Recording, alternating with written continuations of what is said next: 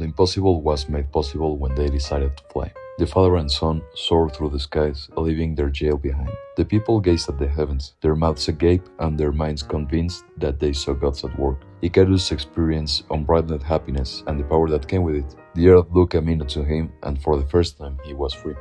While Icarus soared even higher, the distance separating him and his father widened.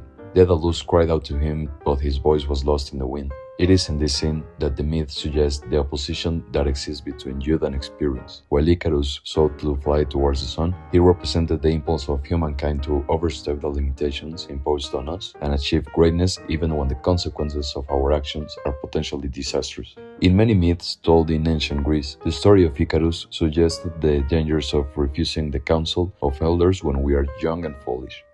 Blinded by this exhilaration, Icarus disregarded his father's warnings and fell towards the sun. The worm began to feel good on his skin. However, it did not take long before it became hazardous. The wax that sustained the wings melted and began dripping off. Soon, feathers began to break loose and floated to the ground below. In a split instant, a cold dose of reality shocked Icarus into recognizing that it would be impossible to fly back to land, that he drowned in the ocean below with dreams and limitless freedom. But Daedalus himself was left scarred for life, his loss always with him.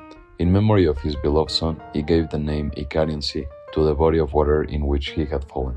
This story tells listeners that intelligence without wisdom might lead to disaster, and the freedom without boundaries could be self-destructive. And in conclusion, this myth is useful for understanding the nature of mythological thought in ancient cultures, because it demonstrates how myths function in teaching moral rather than historical truth. The ancient Greek knew that humans must learn to live with certain natural limits and some divine boundaries, and this is precisely what is symbolized by Icarus.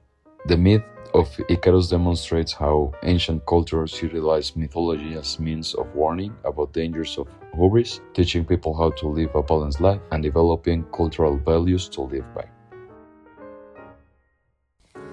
The myth of Icarus is considered to be one of the most potent and evocative from ancient Greek mythology. The story represents an exploration of the themes of freedom versus obedience, the complexities of ambition versus obedience, and the consequences of going overboard in excess when emotions get the better of one's rational faculties. The tale revolves around Daedalus, a man loved by all of Greece for his incomparable intellect and creativity.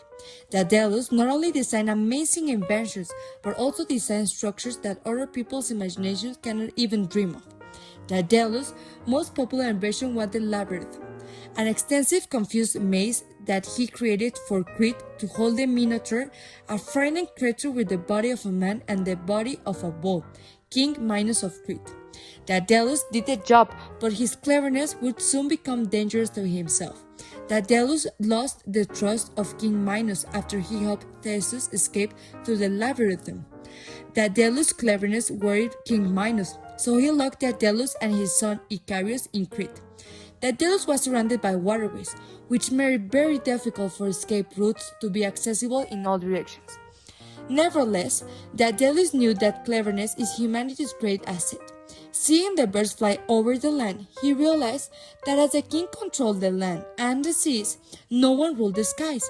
Daedalus set out to collect feathers, arranging them from smallest to largest, then securing them together using threads and beeswax.